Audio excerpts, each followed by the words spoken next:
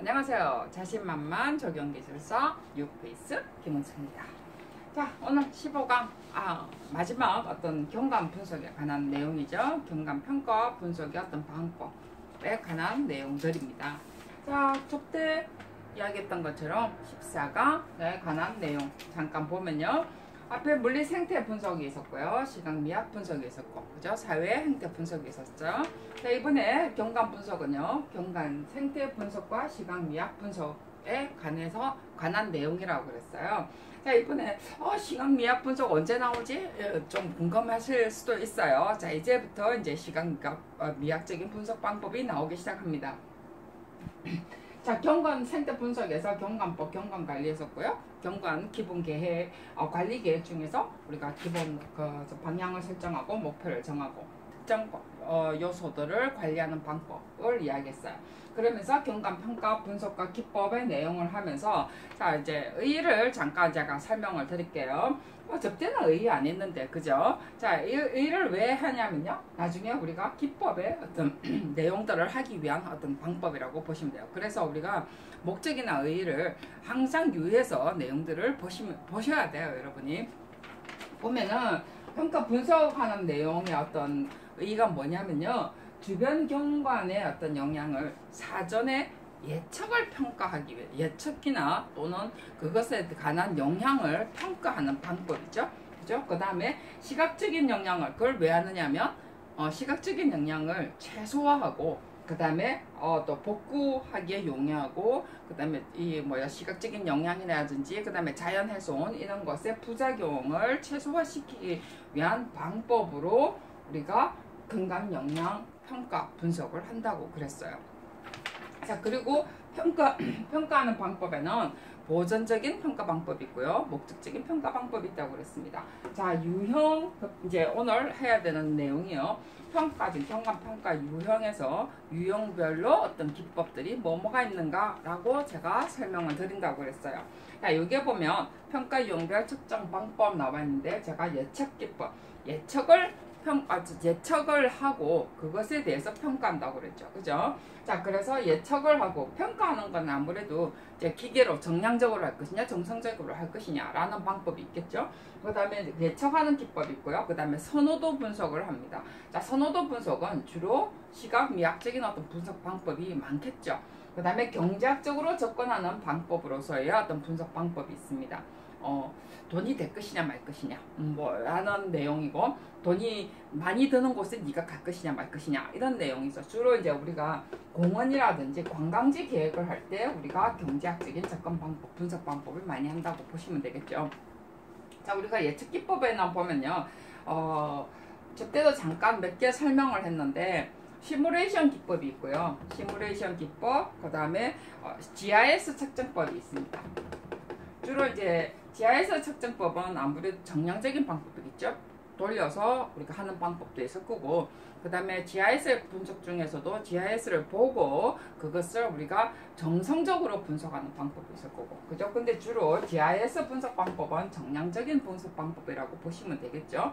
자, 그 다음에 이제 시뮬레이션 하는 것은 주로 정성적인 방법이죠. 그죠? 정말에서 어떤 사진을 보고 분석을 한다든지, 그 다음에 앞에 봄, 여름, 가을, 겨울 변화되는 모습을 분석을 한다든지 이런 것은 아무래도 분석자의 어떤 전문가적인 방법이 들어가는 거겠죠. 그래서 우리가 그 시뮬레이션 기법 중에서도 조감도 기법, 그 다음에 스케치하는 기법, 그 다음에 모형 기법, 그죠? 이제 이렇게 전과 후 개발하고 난 다음에 전과 후를 이렇게 스케치를 해준다든지 모형을 한다든지 조감도를 그린다든지 이런 것이 우리가 시뮬레이션 기법이고요. 그 다음에 이제 선호도 분석을 하면서 뭐가 나오느냐면 선호도 기법에도 다시 정성적 기법과 정량적 기법으로 나옵니다. 그래서 이제 이런 부분들을 여러분이 잘 나눌 수 있다면 훨씬 공부하기가 더 쉽겠죠. 정성적인 것은 아무래도 인간의 감성이나 행위에 어떠한 개념을 둔 거라면, 정량적 기법은 아무래도 숫자라든지 이런 것에서 좀 객관화시키는 방법이겠죠. 옛날에는 정량적 기법을 많이 썼는데 요즘은 정성적 기법을 더 많이 쓰는 어떤 추세에 예요. 보니까 제가 보기에도. 근데 아무래도 이제 정성적인 기법 같은 경우는 어떤 전문가적으로 오랫동안 있는 곳에 개발의 어떤 변화 추세라든지 예측을 할 수 있는 어떤 전문가가 필요하겠죠. 그죠? 그냥 막 해갖고 되는 건 아니겠죠. 자, 그래서 우리가 이제 정성적인 기법으로 나눠보면요. 저때도 이야기했던 것처럼 리카트 기법과 쌍체 비교법, 이런 것은 대표적으로 정성적인 기법이라고 볼 수 있을 거고, 정량적 기법이라는 것은 SBE라고 해놨는데, SBE 뒤에 보면은 약자가 이것의 약자에 관한 내용들이 나와 있을 거예요. 그래서 SBE 기법, 이것은 정량적인 기법입니다. 자, 시험에 다 나왔어요. 리커트 쌍체 비교법, SBE 기법이라고 나왔는데, 이것이 정성적이냐 정량적인가를 여러분이 구분을 할 수 있어야 돼요. 자, 그 다음에 이제 또 나오는 것이 경제학적인 기법 중에서 보면은, 우리가 아까도 이야기했지만 공원이나 관광지 계획할 때 이것은 어찌 보면은 예측의 어떠한 내용들이라고 보시면 될 거예요, 아마. 그래서 이걸 내가 딱히 뭐라고 할 수, 정확하게 뭐 이거는 뭐다라고 할 수 없는 게, 이는 기법을 가지고 우리가 예측 기법에도 쓸 수 있고 어떤 분석의 어떤 평가 기법으로도 쓸 수 있기 때문에 실제로 이게 예측이냐 평가냐 뭐 이렇게 구분은 할 수는 없어요. 그래서 우리가 이제 예측 기법에서도 정량적이냐 정성적이냐, 크게는 이게 선호도 분석에서도 정성적이냐 정량적이냐 이걸 또 나눌 수가 있겠죠. 그죠?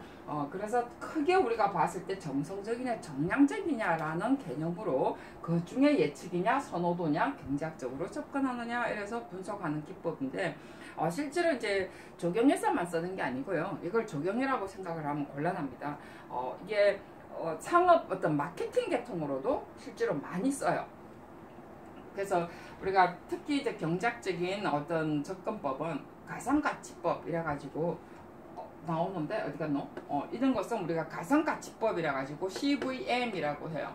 그 다음에 여행비용법 이래가지고 TCM, 트래블이라는 단어를 쓰죠. 코스트, 메소드라든지 이런 단어죠.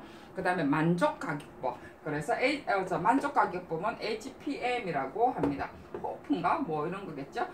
그래서 만족가격법. 그래서 크게 세 개로 씁니다. 자, 이것도 이야기지만, 이게 조경에서 나온 게 아니고, 실제로는 어떤 시장 경제에서 경제학 분석을 해서 통해서 나온 거예요. 그래서 그거를 우리가 조경에서 들고 와서 쓰는 거겠죠. 그죠?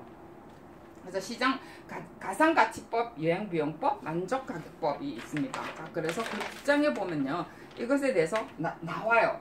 그래서 경관 선호도 측정 방법 하면서 다시 이제 리커트법, 어디 갔어? 정성적인 기법, 리커트법과 그 다음에 쌍치 비교법 나오는데, 자, 리커트 방법은 인지, 그죠? 그 다음에 편의도, 선호도, 이런 측정이나 습관, 태도 등을 판단하기 위해서 이렇게 개발된 사회과학적인 측정 방법이다라고 해요.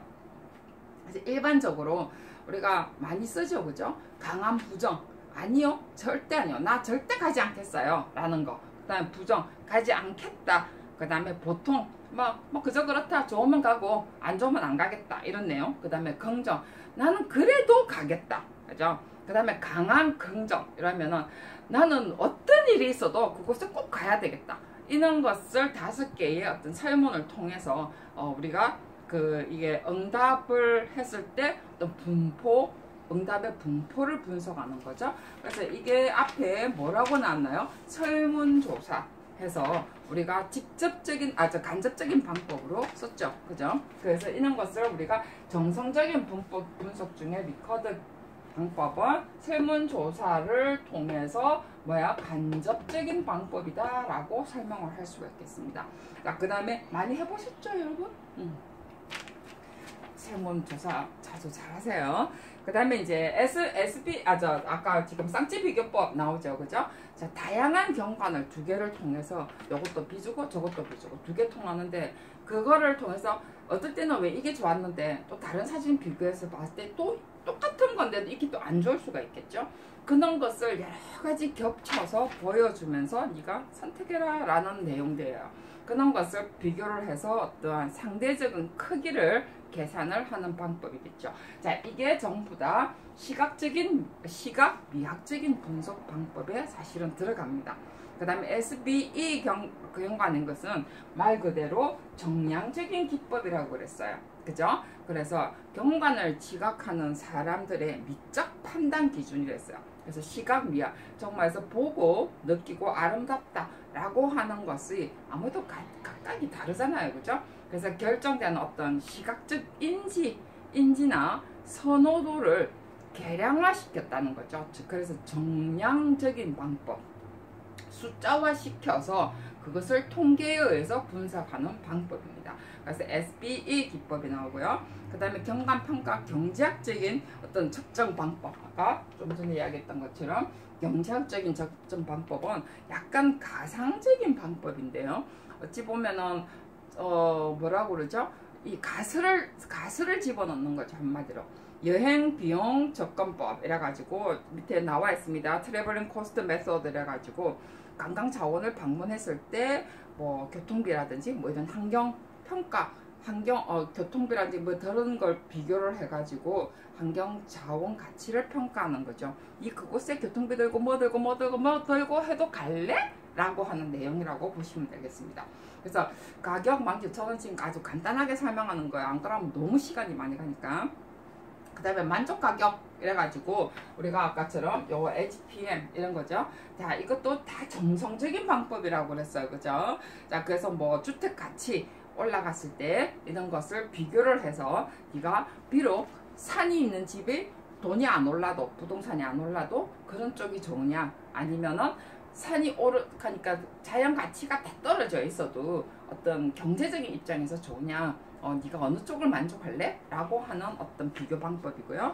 그 다음에 가상가치 접근법이 있습니다. 그래서 우리가 이런 그것도 가상가치 안에는 또 여러 가지가 있어요. 또 그죠? 뭐 이렇게 복잡냐는 거죠. 그죠?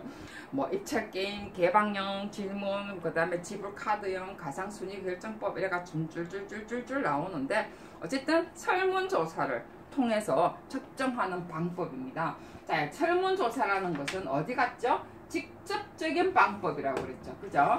그래서 TCM 같은 경우는 가상가치는 아까 어디 가나 CVM이었죠? 이것은 설문조사를 통해서 하기 때문에 직접적인 방법이죠. 자, 그래서 이런 것을 우리가 예측 기법을 정성적이냐 정량적이냐 구분할 수도 있고요. 그 다음에 간접적이냐 직접적이냐 라고 또 여러분이 잘라서 다시 구분을 하는 방법이 있습니다. 자, 여러분이 이론의 강사들이 전부 다 이렇게 해서 이렇게 돼 있습니다 라고 말하는 것에만 치중하지 마시고요. 이런 것을 내가 봤을 때 이것은 간접이다 직접이다 나눌 수도 있고요. 어떤 것은 정량이다 정성적이다 구분을 할 수 있고요. 아니면은 여러분이 우리가 책에서 이야기했던 것처럼 이거는 시각미학 접근이네, 아니면 물리생태 접근이네 라고 여러분이 나눠도 아무 상관이 없어요. 여러분이 어떻게 나누느냐에 따라 가지고 답의 흐름이 뭐 그래도 끝에 가서는 같아지겠죠. 그죠? 어떤 분석 방법은 똑같아지는데 여러분이 나누는 방법은 아니요, 조금 전에 이야기했던 것처럼 예측이냐 평가냐, 그죠? 이런 것을 여러분이 구분을 할 수 있도록 여러분 공부하는 것이 실제로 기술사 공부라는 거 늘 잊지 마시고, 그 다음에 우리가 또 사이먼하고 그 다음에 리턴의 분석 방법이 나오는데요. 여러분 이거는 우리가 계획론에 보면 우리가 사이먼과 리턴의 분석 방법 충분히 많이 나옵니다. 그래서 제가 잠깐 보면요, 저는 조금 다른 방법으로 구분을 했어요. 사이먼은요 실제로 정량적인 분석 방법이고요, 리턴은요 정성적인 분석 방법입니다. 왜요? 사이먼은 GIS 통계치를 의해서, GIS가 어디가 있죠? GIS 통계치를 가지고 분석을 했고요. 그 다음에 리턴은요 뭘 했어요? LCP, 그죠? 우리가 그 말 그대로 LCP 랜더 스케일 크리티컬 포인트 가지고 시각 회랑이라고 우리 많이 배우셨죠, 그죠? 시각 회랑 분석 방법이죠. 분석 방법, 그죠? 그래서 이런 것은요 정성적인 분석 방법이에요. 그래서 우리가 실제로 LCP 경관의 분석 방법을 실제 우리가 예측이라든지 선호도 분석으로 더 많이 쓰죠.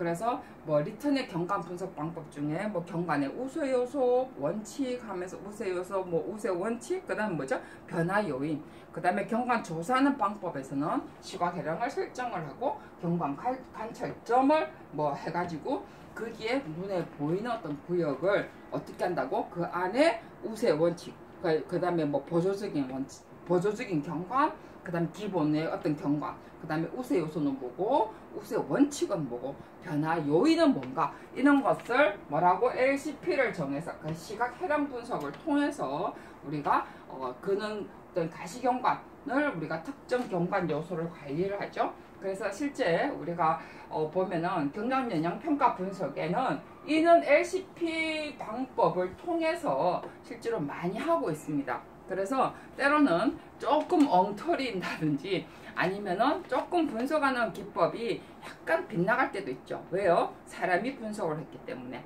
정성적인 분석이기 때문에 이 사람과 이 사람의 생각이 다를 수 있다는 거죠. 그래서 여기까지가 우리가 경관의 분석 방법입니다. 제발 여러분이 보조적 하면서 뭐 지형경관이 어떻고 위협경관이 어떻고 막 이런 것을 외우려 하지 마시고 물론 그것도 한 부분 필요해요.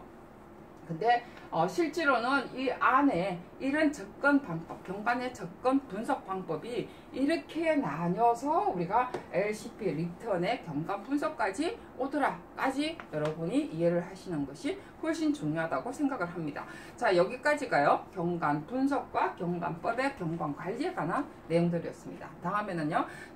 우리가 우리나라의 인문학적인 철학 부분하고 같이 연결될 건데요. 아주 꼭 잊지 마시고 그것도 전부 다 우리가 사회 행태적인 어떤 분석 방법에 들어가 있다는 거 잊지 마시고 다음 시간에 뵙도록 하겠습니다. 수고하셨습니다.